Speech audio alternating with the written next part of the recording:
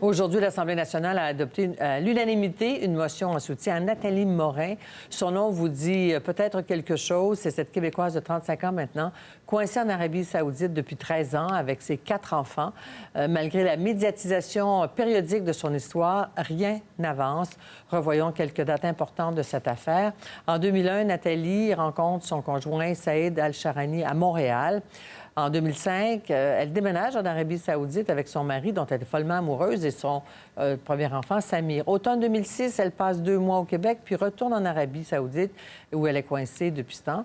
Et en 2013, les Saoudiens acceptent que Nathalie aille au Québec avec les enfants, à condition que le Canada garantisse le retour de la famille en Arabie saoudite, ce que le Canada a refusé. 2016, 2 employés de l'ambassade du Canada rencontrent Nathalie Morin. Aucun résultat. Puis la journaliste Michèle Ouimet de la presse l'a rencontrée en 2018. Il y a un très bon papier là-dessus, d'ailleurs, dans la presse. J'ai sa mère à mes côtés, Mme Joanne Durocher. Bonsoir. Bonjour, madame. Bonsoir. Vous avez obtenu une motion de l'Assemblée nationale aujourd'hui. Où en est l'affaire? Quelles sont les dernières nouvelles que vous avez de Nathalie? Les seules nouvelles que j'ai de Nathalie, c'est qu'elle ne peut pas me parler. Que quand elle m'envoie des textos très courts, c'est pour me dire qu'à cause de la situation, elle n'a pas le droit de parler. Je la sens terrorisée. Je sens qu'elle a peur d'être déportée. Déportée sans ses enfants? Oui, sans ses enfants, c'est sûr. Puis elle ne veut pas être déportée sans ses enfants. Est-ce que... Moi, selon moi, c'est son conjoint qui la manipule avec ça parce qu'elle ne parle jamais au gouvernement saoudien. Est-ce que c'est vrai qu'il y a des portraits ou pas? Je ne peux pas savoir. Le gouvernement canadien avec qui moi, je suis en contact ici, ils ont... Avant, quand il y avait des problèmes avec Nathalie, ils contactaient quelqu'un, des contacts saoudiens, qui, eux, pouvaient contrôler le conjoint de ma fille.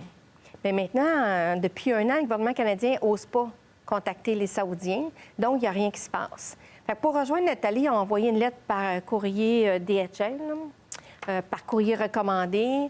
Il n'y a rien qui passe. Elle ne répond pas à la porte, elle ne reçoit pas le courrier. Avant, quand j'appelais chez elle, sur son cellulaire, je dis chez elle, c'est son cellulaire, là, ça sonnait sans réponse. Mais maintenant, le téléphone est coupé. Il est coupé, oui. Oui, puis elle était aussi sur les réseaux sociaux. C'est quand même... intéressant de savoir qu'elle avait des amis sur Facebook et autres réseaux sociaux. Il n'y a pas personne qui a de nouvelles d'elle. Elle a mis un post le 17 octobre. Je pense que le 17 octobre, elle a peut-être écrit à 2-3 amis. Ça, je ne peux pas être sûre à 100 là, tu sais. Êtes-vous inquiète pour elle en ce moment? Oui, je suis inquiète. Je suis inquiète parce que si le gouvernement canadien s'en occupe pas, ça veut dire qu'elle est complètement sous l'emprise de son conjoint. Qui, je veux dire, à vie de charité, ma fille, il travaille même pas, lui. Fait que c'est pas quelqu'un de recommandable puis que tu as envie que ta fille soit seule avec lui. Il y a eu des allégations de violence conjugale? Oui, beaucoup. Il a toujours été violent. Oui. Il a été violent aussi avec les enfants. Mon petit-fils Samir a remis une lettre au gouvernement canadien qui est allé à des gens de l'ambassade qui ont été la visiter pour expliquer comment son père s'y prenait pour le battre, lui. Parce que son père avait failli l'étrangler. Puis il y avait eu une plainte à l'école. L'école s'en était rendu compte, puis il avait contacté... le gouvernement canadien. Et c'est-à-dire qu'ils ont contacté aussi Samir. Parce que je regarde les images en même temps que je vous parle. Des images qui remontent à il y a des choses que ça fait tellement longtemps que je n'ai pas vues moi-même. Oui, c'est ça, des images d'archives. Fait que c'est ça. Samir aussi est battu. Probablement les autres, je n'ai pas de nouvelles dernièrement, fait que je ne peux pas le dire avec certitude. Là. Mais Samir, c'est certain. Et aussi, ce qui est important de réaliser, c'est que le gouvernement canadien a accueilli des jeunes filles saoudiennes, des jeunes filles d'ailleurs, parce que, à cause des violences qu'ils vivent à l'extérieur. Puis j'appuie ça, tu sais. Mais moi, j'ai ma fille qui est victime de violence, puis ma petite fille, Sarah, c'est une fille. Là, elle a 10 ans, elle va avoir bientôt 11 ans. Son père peut l'avoir en mariage à n'importe qui, on ne peut rien faire.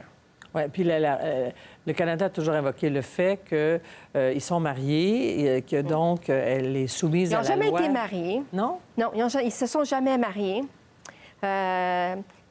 Lui avait dit que c'était marié au Canada, donc les Saoudiens ont émis un papier pour dire qu'il approuvait le mariage qui avait eu lieu au Canada, mais il n'y a jamais eu de mariage au Canada. Ouais. Là, le gouvernement canadien, quand j'ai dit, écoutez, elle ne l'a même pas jamais mariée, ils ont dit, bien, si les Saoudiens la considèrent mariée, on la considère mariée. Mais ils n'ont jamais été mariés. Qu'est-ce que vous reprochez au Canada en ce moment? Bien, en ce moment, le Canada, c'est facile, ils font rien. Ils font vraiment rien pour Nathalie en ce moment. J'ai demandé à plusieurs reprises de rencontrer notre premier ministre, M. Trudeau, la ministre Freeland. Et moi, je voudrais les rencontrer pour expliquer, pour pouvoir m'expliquer, peut-être que si je leur parle moi-même, ils vont comprendre que ça va prendre une volonté politique pour sortir Nathalie. Et je suis convaincue que si notre premier ministre Trudeau appelait le roi Abdullah ou... MBS. MBS, je suis mal à l'aise de l'appeler comme ça, là. Oui. MBS, je suis certaine qu'il serait capable de négocier. Parce que Saïd a toujours travaillé pour son gouvernement, il était protégé par son gouvernement. C'est sûr que c'est par là que ça va passer. Quand même qu'un fonctionnaire appellerait là ou qu'on essaierait n'importe quoi, ça ne marchera pas, tu sais. Aussi, il y a une autre chose que j'ai demandé au gouvernement canadien, puis que j'ai pas de réponse encore, puis ça fait plusieurs années que je le demande. À un moment donné, j'avais réussi à obtenir un visa temporaire pour Saïd, pour qu'il s'en vienne ici, avec entrée multiple. Et là, on n'était pas capable d'avoir les visas de sortie pour les enfants. Et selon lui, il y a eu une réunion avec l'ambassade canadienne, Nathalie et Saïd, le 27 novembre 2013. Et le gouvernement saoudien aurait dit à Saïd, si tu veux qu'on autorise les enfants à sortir du pays, tu dois renoncer à ta paternité. Il n'était pas prêt à faire ça. Bien, lui, il n'était pas prêt à faire ça. Mais est-ce que c'est vrai que le gouvernement saoudien demande ça ou si c'est lui qui nous dit ça? Moi, j'ai demandé au gouvernement canadien, j'aimerais avoir l'information. Est-ce que je dois me battre avec le gouvernement saoudien ou avec le conjoint? Est-ce qu'il n'y a pas de visite consulaire non plus, régulière?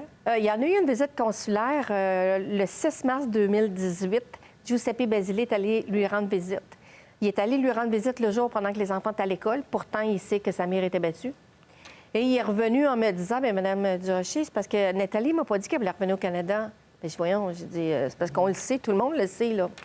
Oui, mais il fallait qu'elle l'a dit cette journée-là. Mais c'est parce qu'elle ne le savait pas, puis on ne le savait pas, tu sais. C'est tout de suite après que Michel Ouimet avait fait l'article dans la presse, ma fille veut revenir. Bien oui, puis elle voudrait que vous écriviez un livre. Fait que là, moi, après ça, j'ai envoyé peut-être une quinzaine de courriels que Nathalie a demandé de rapatrier. Très bien. Alors, on va vous souhaiter bon courage encore une fois. C'est pour la première fois que je vous rencontre. Au fil des années, ça commence à faire. Ça fait 13 ans.